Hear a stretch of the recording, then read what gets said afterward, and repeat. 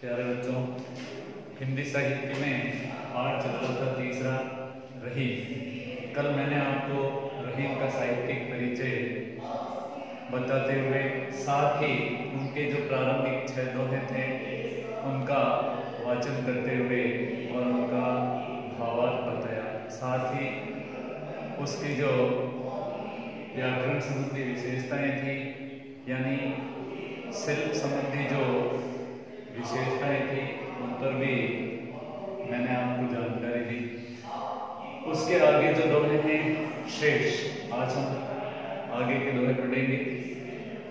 7वां दोहा है कि जो रहीम उत्तम प्रकृति का करी सकत कुसुम, चंदन विष व्यापत नहीं लपटे रहत भुजंग रहीमा, लपटे रहत भुजंग। उत्तम प्रकृति यानी श्रेष्ठ चरित्र या श्रेष्ठ आचरण, भुजंग अर्थात शर, कुसुम यानी बुरी संगत। इसमें श्रेष्ठ या उत्तम चरित्र के महत्व को रहीम ने प्रतिपादित किया है और कहा है, रहीम कहते हैं कि जिस व्यक्ति का चरित्र श्रेष्ठ होता है, उत्तम होता है, आचरण जिसका श्रेष्ठ होता है, ऐसे उस व्यक्ति का बुरी संगति भी क्या बिगाड़ सकती है। कहने का मतलब उत्तम आचरण वाले व्यक्ति का बुरी संगत भी कुछ नहीं बिगाड़ सकती है, उसके जीवन पर बुरी संगति का भी कोई असर नहीं पड़ता है। किस पर? जिसका आचरण श्रेष्ठ हो, चरित्र उत्तम हो। इस बात को उन्होंने दृष्टांत उदाहरण से समझाया है कि चंदन विष व्यापक नहीं लपटे रहत भुजंग। जिस तरह से चंदन का पेड़ होता है और चंदन का जो पेड़ होता है उसका चरित्र उत्तम होता है, प्रकृति उत्तम होती है और उत्तम प्रकृति होने के कारण ही भुजंग यानी सांप जो है वो रात दिन उससे लिपटे रहते हैं, फिर भी उसके अंदर उन सांपों के जहर का कोई असर या प्रभाव नहीं पड़ता। कहने का मतलब जिस तरह से चंदन का पेड़ होता है, रात दिन सांप उससे लिपटे रहते हैं, सांप जहरीले होते हैं, तो ऐसे उन जहरीले सांपों की संगति में रहकर भी उस चंदन के पेड़ के ऊपर उन सांपों के जहर का कोई असर नहीं होता। ठीक वैसे ही जिन लोगों का चरित्र श्रेष्ठ होता है, उत्तम होता है, ऐसे लोगों के ऊपर भी बुरी संगति का कोई असर नहीं पड़ता। तो उत्तम चरित्र के महत्व को यहाँ रहीम ने जो है प्रतिपादित किया है और बताया कि मनुष्य को अपना चरित्र जो है वो श्रेष्ठ रखना चाहिए, आचरण जो है वो उत्तम रखना चाहिए। आगे अगले दोहे में रहीम ने जो है कपूत पुत्र की तुलना जो है दीपक से की और उसको दीपक के समान बताया कि दीपक की और उसकी गति एक जैसी होती है, दोनों एक जैसे होते हैं। कैसे?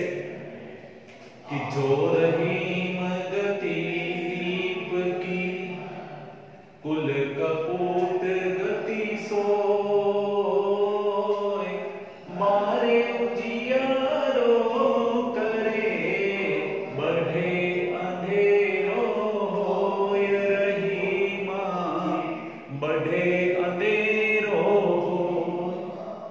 रहीम कहते हैं कि जो गति दीपक की होती है, ठीक वही गति कुल के अंदर कपूत यानी कुपुत्र की भी होती है। कुल में उत्पन्न कुपुत्र की, बुरे पुत्र की और निर्गुण पुत्र कहते हो जिसको, उसकी और दीपक की गति रहीम कहते हैं समान होती है। कैसे? कि 12 उजियारों में जिस तरह से दीपक होता है, जब उसको जलाते हैं, प्रज्वलित करते हैं तो वो उजाला करता है, ठीक वैसे ही जो कुपुत्र होता है जब पैदा होता है तब तो घर के अंदर उजाला होता है, अर्थात बेटा जन्मा, बेटा पैदा हुआ, है ना। तो बेटे के जन्म होने के कारण लोग खुशियां मनाते हैं, है ना, खुश होते हैं, आनंदित होते हैं, गार्डन गार्डन होते हैं। तो जब पैदा होता है वो कुल में, तब तो वो उजाला करता है, और बड़े अंधेरों हो जिस तरह से दीपक होता है उसको बुझा देते हैं तो बुझने पर वो अंधेरा कर देता है, ठीक वैसे कुपुत्र जैसे जैसे बड़ा होता है और बड़ा होने के कारण जो है अपनी बुराइयों के कारण वो कुल को जो है कलंकित करता है, कुल के अंदर अंधेरा फैला देता है। तो कहने का मतलब है कि दीपक की और कपूत की गति एक जैसी होती है। जिस तरह से दीपक जलता है तो उजाला करता है, बुझता है तो अंधेरा कर देता है, ठीक वैसे पुत्र जब पैदा होता है तब तो उसके पैदा होने पर खुशियां छा जाती है, घर के अंदर उजाला हो जाता है। जैसे ही बड़ा होकर के और वो कपूत सिद्ध होता है तो कुपुत्र सिद्ध होने के कारण पूरे कुल में उसके कारण अंधेरा छा जाता है, क्योंकि वो कुल को बदनाम कर देता है, कलंकित। तो इसलिए दीपक की ओर कपूत की गति एक जैसी होती है, स्वभाव एक जैसा होता है, आचरण एक जैसा होता है। फिर रहीम ने जो तुच्छ लोग होते हैं ऐसे लोगों से न तो दोस्ती और न ही दुश्मनी करने का संकेत या संदेश दिया कि ओछे लोगों से दोस्ती भी अच्छी नहीं होती, मित्रता भी अच्छी नहीं होती है, ऐसे लोगों से वैर यानी दुश्मनी भी अच्छी नहीं होती। कैसे? रही मन ओछे नरन सो बैर भलो ना प्रीत, काटे चाटे स्वान के दो भांति विपरीत, रही मां दो भांति विपरीत।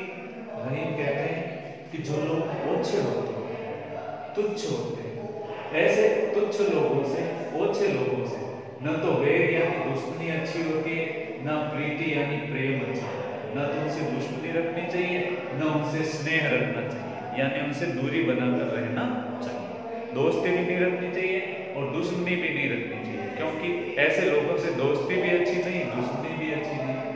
इसका उदाहरण दिया है कि काटे चाटे स्वान के दो भांति लिखते हैं। जैसे कुत्ता होता है, तुच्छ स्वभाव का होता है, यदि आप उसको सहलाएंगे, पुचकारेंगे तो आपका मुंह चाट लेगा, और यदि आप उसको दुत्कारेंगे, मारेंगे तो आपको काट लेगा। कहने का मतलब आप उसको मारेंगे, डांटेंगे, दुत्कारेंगे तो आपको काट लेगा, और यदि आप उसको स्नेह करेंगे, दुलार करेंगे तो मौका देके आपको मुंह चाट लेगा। तो ओछे लोगों का व्यवहार में कुत्ते के जैसे ही होता है, उनसे न तो दोस्ती रखनी चाहिए और न ही दुश्मनी रखनी चाहिए, क्योंकि कुत्ते से दोस्ती भी अच्छी नहीं है, दुश्मनी भी अच्छी नहीं है। अगर हम कुत्ते को सहलाएंगे तो वो हमें चाट लेगा, मुंह चाट लेगा मौका देंगे, और यदि उसको दुत्कारेंगे तो काट लेगा। इसलिए ओछे लोग जो होते हैं उनका व्यवहार ओछा होता है, ऐसे लोगों से न दोस्ती करनी चाहिए न दुश्मनी करनी चाहिए, क्योंकि दुश्मनी करोगे तो वो आपका अहित कर देंगे, दोस्ती करोगे तो भी वो आपका हित करेंगे, मौका देख के आपके साथ विश्वासघात करेंगे। तो इसलिए ऐसे लोगों से दूर ही रहना चाहिए। फिर प्रेम के महत्व को बताएं कि भाई प्रेम जो है वो धागे की तरह होता है। जिस तरह से धागा होता है उसको खींचते हैं टूट जाता है, और पुनः जोड़ना चाहे तो जुड़ता नहीं है, अगर कोशिश करे तो फिर उसमें गांठ पड़ जाती है। ठीक वैसे ही प्रेम का स्वभाव भी ऐसे ही होता है। कैसे? धागे के जैसे। रही मन धागा प्रेम का, मत तोड़ो चटका, टूटे से फिर ना मिले, मिले गांठी पड़ जाए, रही मां मिले गांठ पड़ जाए। रहीम कहते हैं कि प्रेम जो है वो धागे की तरह होता है, इसलिए उस प्रेम रूपी धागे को खींचना नहीं चाहिए, क्योंकि अगर हम धागे को खींचेंगे तो क्या होगा? टूट जाएगा। वैसे प्रेम भी धागे की तरह होता है, अतः खींचने पर टूटता है, और यदि एक बार धागा टूट जाता है तो पुनः मिलता नहीं है, जुड़ता नहीं है। अगर मिलाने के लिए कोशिश करते हैं तो उसमें गांठ डालनी पड़ती है, फिर उसमें गांठ पड़ जाती है, पहले वाली बात नहीं रहती। तो वैसे प्रेम जो है वो धागे की तरह है, इसलिए प्रेम तोड़ना नहीं चाहिए, प्रेम बनाए रखना चाहिए। यदि प्रेम एक बार टूट जाता है, स्नेहिल व्यवहार एक बार टूट जाता है, प्रेम में एक बार दरार आ जाती है, तो फिर वापस पहले की तरह मन मिलता नहीं है। अगर मिलता नहीं है तो उसमें थोड़ी बहुत कसर रह जाती है, पहले जैसी बात, पहले जैसा मजा, पहले जैसा आनंद उसमें नहीं रहता है। इसलिए प्रेम हमेशा शाश्वत रखना चाहिए, बनाए रखना चाहिए, प्रेम में कभी मन मुटाव नहीं आना चाहिए।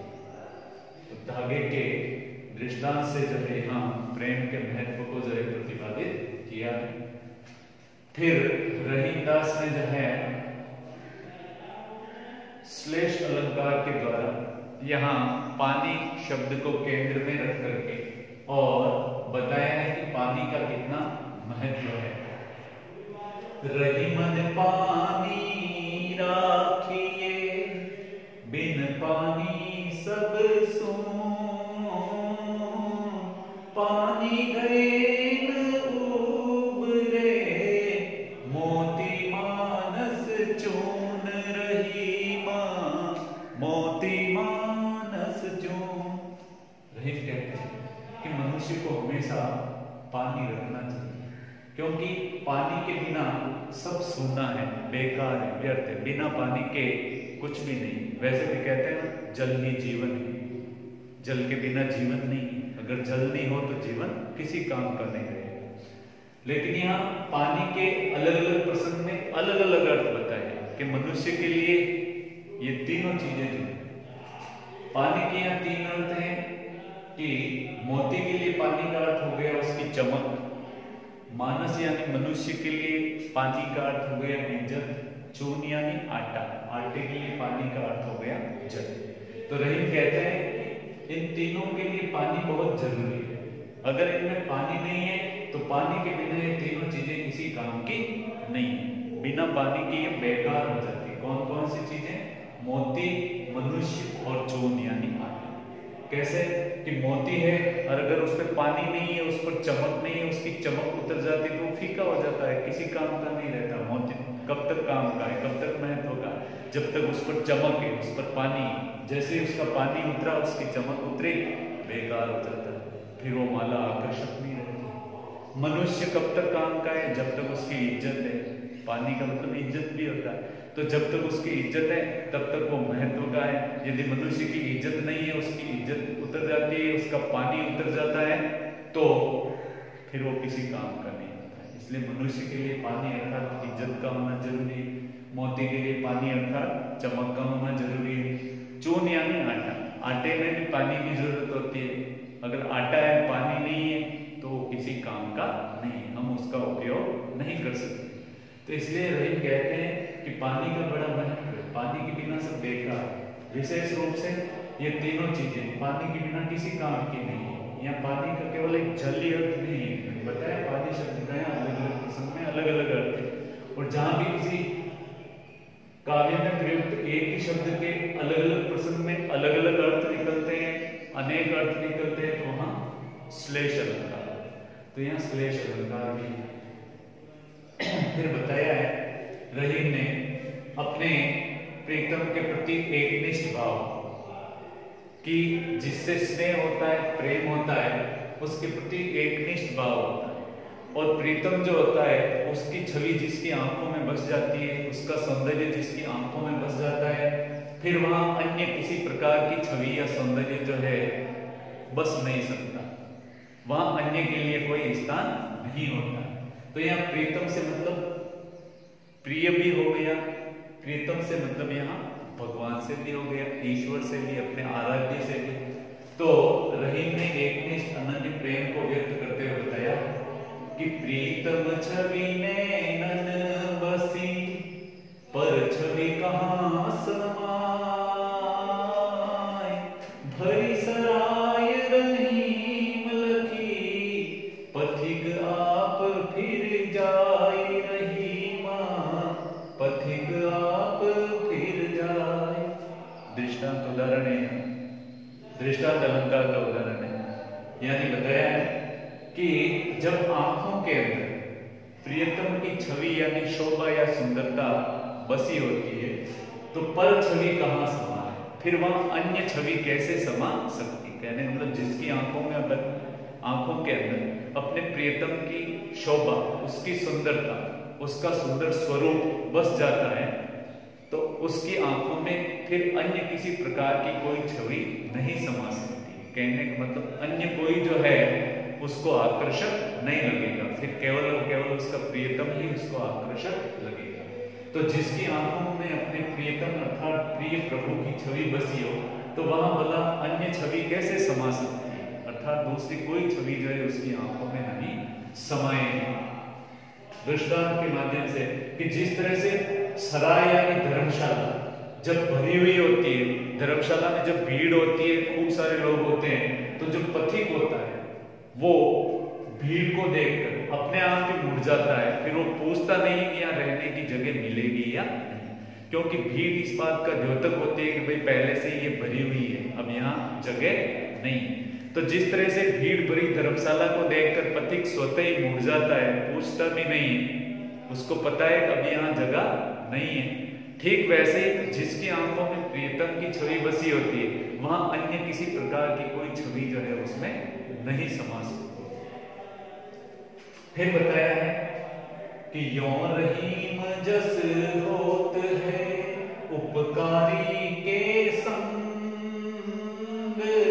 बाट निवारे के लगे जो मेहंदी को रंग रहीमा, जो मेहंदी को रंग। रहीम कहते हैं कि उपकारी जो लोग होते हैं, जो दूसरों का उपकार करने वाले, दूसरों का भला करने वाले, यानी परोपकारी लोग, ऐसे परोपकारी लोगों का यदि साथ करते हैं तो निश्चय ही ऐसे उन परोपकारी लोगों का साथ करने से रहीम कहते हैं हमारा भी यश, हमारी कीर्ति बढ़ जाती है। यानी अच्छे लोगों का, भले लोगों का, परोपकारी लोगों का साथ करने से साथ करने वाले की भी कीर्ति, उसका भी यश जो है वो बढ़ जाता है, यानी उसके साथ साथ उसको भी महत्व मिलता है। कैसे? दृष्टांत अलंकार के माध्यम से बताया कि जिस तरह से जो मेहंदी को बांटता है, तो मेहंदी को बांटने वाले को भी मेहंदी का रंग लग जाता है। भाई वो तो केवल बांटने का काम कर रहा है, भलाई का काम कर रहा है, सबको बांट रहा है, वितरित कर रहा है, लेकिन बांटने में ही क्या होता है, उसका भी भला हो जाता है, उसका भी हित हो जाता है। वो तो दूसरों को बांटता है, लेकिन बांटने से उसके हाथों पर, उसकी उंगलियों पर भी मेहंदी का रंग चढ़ जाता है। तो देखो, परोपकार करने से, उपकार करने से या उपकारी का साथ करने से अपना उपकार स्वतः ही हो जाता है। कहने का मतलब हम जब उपकार करते हैं, भला करते हैं या भले लोगों का साथ करते हैं, तो भले का साथ करने से, भलाई करने से अपना भला, अपनी भलाई, अपना उपकार तो वैसे ही हो जाता है। कैसे? कि जैसे मेहंदी बांटने वाला होता है, वो खुद के नहीं लगा रहा है, वो तो दूसरों को बांट रहा है, लेकिन दूसरों को बांटने से ही उसके मेहंदी का रंग अपने आप ही स्वतः ही चढ़ जाता है। वो दूसरों का भला कर रहा है, तो उसका भला तो उसमें अपने आप ही हो जाता है। कहने का मतलब भला, भलाई करने में ही भलाई, हम दूसरों का भला करेंगे तो अपना भला स्वतः ही हो जाएगा। फिर बताया है कि एक बार जब कोई बात बिगड़ जाती है, तो फिर लाख कोशिश करने पर भी वो बात बनती नहीं, सुधरती नहीं। कैसे? कि बिगड़ी बात बने नहीं, लाख करो किनको, रही मन फाटे दूध को, मथे न माखन होए, रही मां मथे न माखन हो। रहीम कहते हैं कि जब कोई बात बिगड़ जाती है तो लाख कोशिश कर लो, फिर वो बात बनती नहीं। एक बार जब कोई बात बिगड़ जाती है, मनमुटाव हो जाता है, तो फिर कितनी ही कोशिश कर ले, कितना ही प्रयास कर ले, फिर वो बात कभी बनती नहीं। यहाँ दृष्टांत अलंकार है कि जिस तरह से दूध जब फट जाता है और उस फटे हुए दूध को चाहे हम कितना ही मथ लें, कितना ही उसका मंथन कर लें, बिलोना कर लें उसका, फिर भी उस फटे हुए दूध को मथने से उसका मक्खन नहीं बनता। दूध जब एक बार फट जाता है तो लाख कोशिश कर लें कितना ही उसको मथ लें, लेकिन हम उस फटे दूध में से मक्खन नहीं निकाल सकते। ठीक वैसे ही बात जब एक बार बिगड़ जाती है तो कितनी ही कोशिश कर लो, दोबारा वो बात बनती नहीं। लाख कोशिश करने पर भी बात पहले जैसी नहीं बनती है। इसलिए हमेशा हमें सोच समझ करके व्यवहार करना चाहिए, सोच समझ करके बात करनी चाहिए, क्योंकि एक बार बात बिगड़ी और बिगड़ी, फिर लाख कोशिश करने पर भी वो बात बनती नहीं। बात बनना मुहावरा। आगे बताया है कि मथत मथत माखन रहे, दही मही बिलकाय, रही मन सोई मीत है, भीर पड़े ठहराय, रही मां भीर पड़े ठहराय। इसमें सच्चे मित्र की पहचान होती है कि सच्चा मित्र कौन होता है? जो विपत्ति की कसौटी पर खरा उतरता है, मुसीबत में भी हमारा साथ देता है, पक्का साथ देता है, वही सच्चा मित्र होता है। इस बात को उदाहरण से बताया है कि जिस तरह से दही होता है, उसको हम मथते मथते और मथते मथते उस दही में से मट्ठा अलग हो जाएगा, छाछ अलग हो जाएगी और मक्खन अलग हो जाएगा। ठीक है ना? इस तरह से रहीम कहते हैं कि जिस मित्र को हम विपत्ति की कसौटी पर कसते हैं और यदि उस मुसीबत रूपी कसौटी पर मथने पर खरा उतरता है, मक्खन की तरह हमारा साथ देता है, तभी वह सच्चा मित्र है। कहने का मतलब दही में से बिलोना करते हैं दही का, तो छाछ अलग हो जाती है, मक्खन अलग हो जाता है, यानी मक्खन उसका साथ छोड़ देता है, केवल छाछ जो है वो उसके साथ रहती है। ठीक वैसे ही जो सच्चा मित्र होता है, वो विपत्ति आने पर भी हमेशा साथ रहता है, चाहे कितनी मुसीबत आ जाए वो हमारा साथ नहीं छोड़ता है। तो विपत्ति की कसौटी पर जो खरा उतरता है, भीड़ पड़ने पर, मुसीबत आने पर भी जो हमारे साथ रहता है, वही हमारा सच्चा मित्र होता है। तो इस प्रकार से प्रत्येक दोहे में उन्होंने कहीं उत्तम आचरण के महत्व को, तो कहीं कपूर पुत्र के आचरण को, तो कहीं ओछे लोगों से किस तरह का व्यवहार करना चाहिए, प्रेम जो है धागे के समान है, किस प्रकार से, इत्यादि इत्यादि नीति की बातें, लोक व्यवहार की बातें जो है रहीम ने अपने विभिन्न दोहों के माध्यम से हमें बताई है। तो निश्चय ही आप इन सारी चीजों को हृदयंगम करेंगे, अपने हृदय में उतारेंगे, परीक्षा की दृष्टि से भी और लोक व्यवहार की दृष्टि से भी, जीवन की दृष्टि से भी ये दोहे महत्वपूर्ण हैं। वर्तमान दृष्टि से भी ये पूर्ण रूप से प्रासंगिक हैं, क्योंकि आज भी हम देखते हैं समाज में नैतिकता की कमी है, और ऐसे में यदि हम इन दोहों के अनुरूप यदि आचरण करें, समाज यदि दोहों के आधार पर नीति का आचरण करे, नैतिकता का पालन करे, तो निश्चय ही हमारा समाज एक आदर्श समाज बन सकता है। तो इस तरह से बहुत सारी प्रेरणा, बहुत सारी शिक्षाएं जो है इन दोहों के माध्यम से रहीमदास ने दी है। तो आप इस दृष्टि से इसको ध्यान में रखें। साहित्यिक परिचय की दृष्टि से, निबंधात्मक प्रश्न की दृष्टि से, लघुत्रात्मक, अति लघुत्रात्मक प्रश्न या व्याख्या, हर दृष्टि से जो है आप इस बात को ध्यान में रखते हुए चलें और निश्चित तौर पर जो है अच्छे अंक लाने का प्रयास करेंगे।